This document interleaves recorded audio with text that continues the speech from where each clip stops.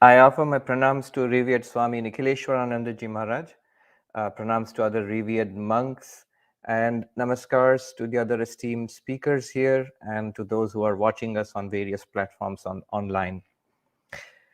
I am speaking to you from New York, and it's noon in Manhattan here. This is the 20th anniversary of the 9/11, 2001 9/11 terrorist attacks, the worst terrorist attack in history, which killed more than 3,000 people in a place not far from where I'm sitting. Throughout today, there will be numerous events organized here to commemorate and honor the victims of this attack. There are open air ballet performances. There are open air music performances here. There is a photography exhibition on 9/11, just not too far from where I am. And today, in the evening, as the sun sets, there will be two pillars of light where the Twin Towers used to stand 20 years ago. There will be two pillars of light focused into the sky. And I'm told they will reach out to a height of 6 kilometers into the sky. I'll go out in the evening to take a look at that. Really, this is the story of two 9/11s. One 20 years ago, which we are honoring and commemorating here. And the other one in 1893, 127 years ago, in Chicago in the World Parliament of Religions, where Swami Vivekananda gave his landmark address.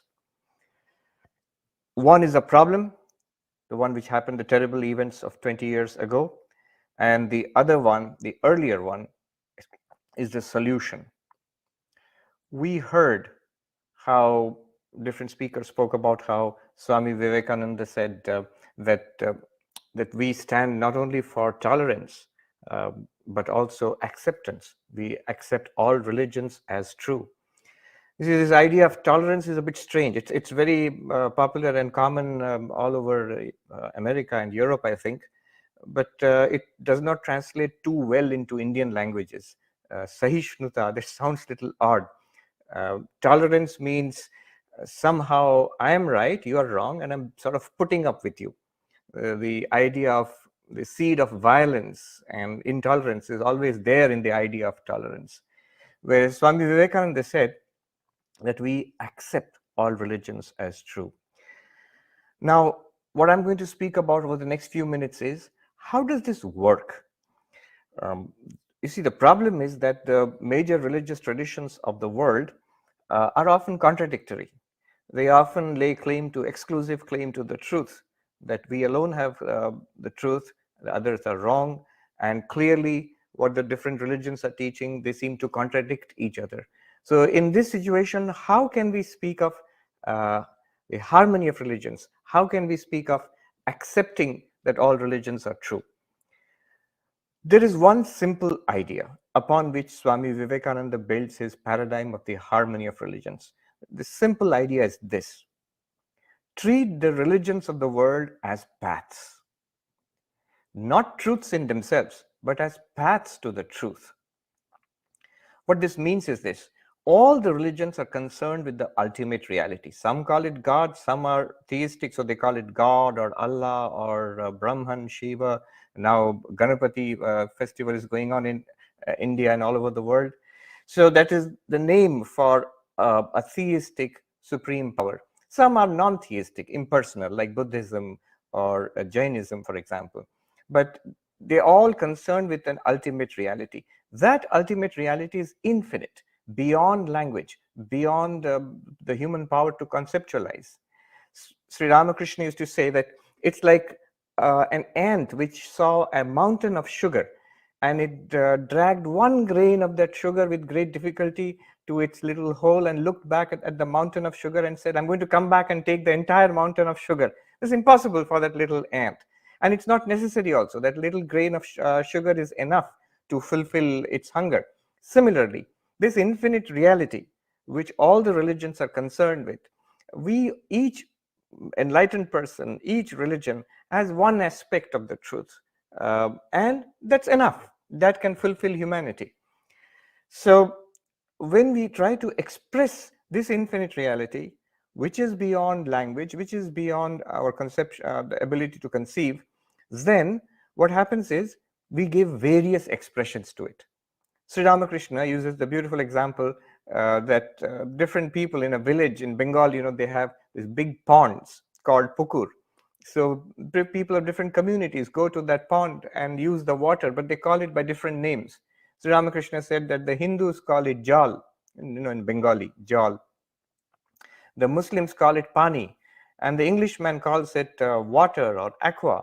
But they're all referring to the same reality, which means that the same reality, which is beyond language, when you try to express it in language, and you have to express it in language because the scriptures of the world religions are language. When you try to express it in language, then you naturally give different kinds of expressions.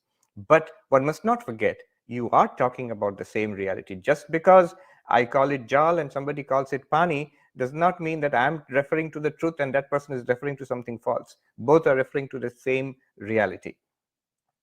Now, this reality, by whatever name we call it, whatever theology we build around it, this is the goal of human life. God realization, enlightenment, call it moksha, salvation, nirvana, kaivalya, whatever you call it, this is the goal of human life. This is not only the goal of human life, this is the purpose of all religions. It's a simple point, but very difficult. People don't seem to get it. If you ask what is the purpose of religion, it's not politics. Religion is not even meant to, for social cohesion, politics, or social reform. All these are very good things, but the ultimate purpose of all religions is that liberating reality, that spiritual reality, which all religions are concerned with. As Sri Ramakrishna put it again in his beautiful examples, in a mango orchard, when you go there, there are delicious mangoes, and your business is to take the mango and eat it and enjoy it.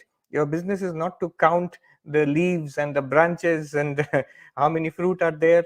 So those are the non-essentials of religion. The essential of all religions is the realization of that divinity which religion is concerned with.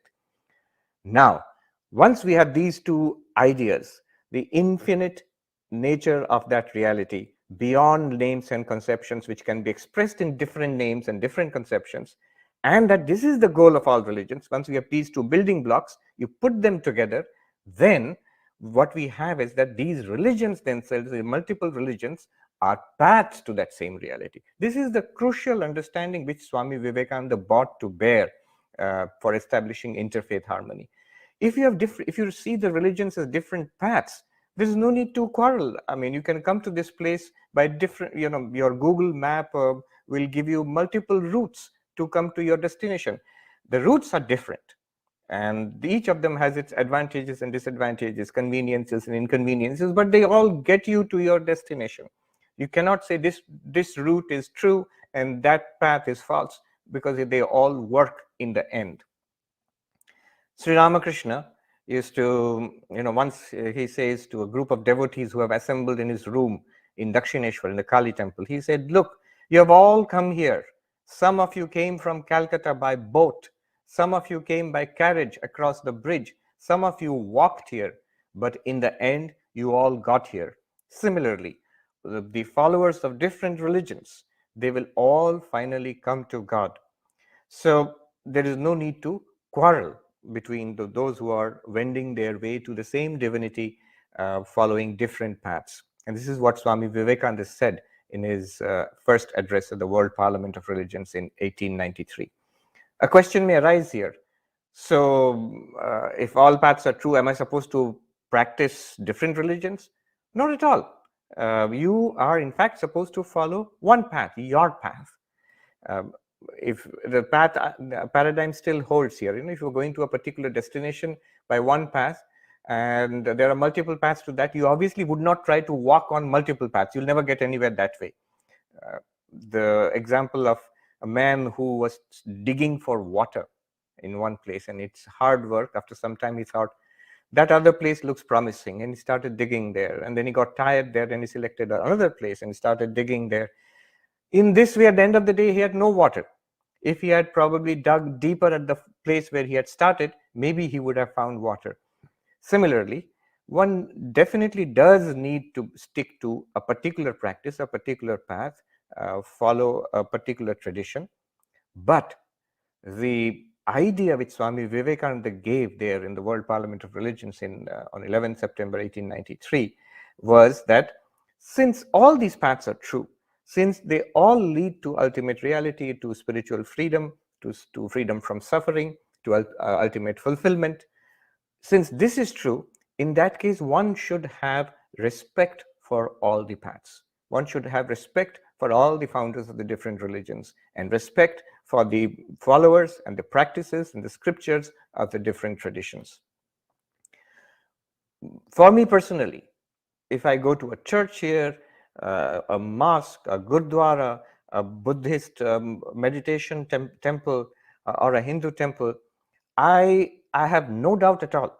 It is that same infinite reality beyond language, beyond conceptions, which in our world of humanity, we are seeing this extraordinarily diverse, multiple ways of approaching and worship and ultimate freedom. Here in our temple below where I'm sitting, in that temple in bold letters it is written, Ekam Sat Vipra Bahuda Vadanti. The truth is one, the wise express it differently, the wise speak of it differently.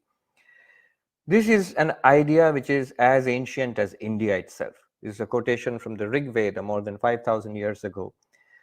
It is in this age, Swami Vivekananda, who got it, was inspired by his master, Sri Ramakrishna, who have emphasized it. It's not original to them. This idea is embedded in the Indian tradition for 5,000 years. And not only just the Indian tradition, I believe that in all the religions of the world, there are these universal liberal ideas. I think those are the ideas which represent the true core of our world religious traditions. There are critics who say that, it is in a liberal society, for example, here in the United States or in India, it is the intolerant, the fanatical, the intransigent group which will ultimately prevail, because the liberal society will try their best to accommodate everybody, and the intransigent, the illiberal, fanatical group will not try to accommodate anybody else, but only try to push their own agenda. And so they ultimately, the critics say that they will progress and spread, that those ideas will win. I don't think so. I don't think so. And the history over the last 100 years, from 1893 till 2001, September 11, 2001, and down to today, in spite of violence, in spite of resurgence of fanaticism and terrorism, the fact is that larger and larger numbers of people across the world have accepted liberal ideas, at least in theory, at least in principle. Large numbers of people agree that it is much better to live in peace rather than to fight. It is much better to have harmony rather than conflict. I think the spirit of September 11, 1893, the spirit of Swami Vivekananda, the spirit of this ancient Indian tradition, and the spirit of the core of the world religions will triumph over disasters like September 11, 2001. Thank you very much. Thank you for giving me this opportunity.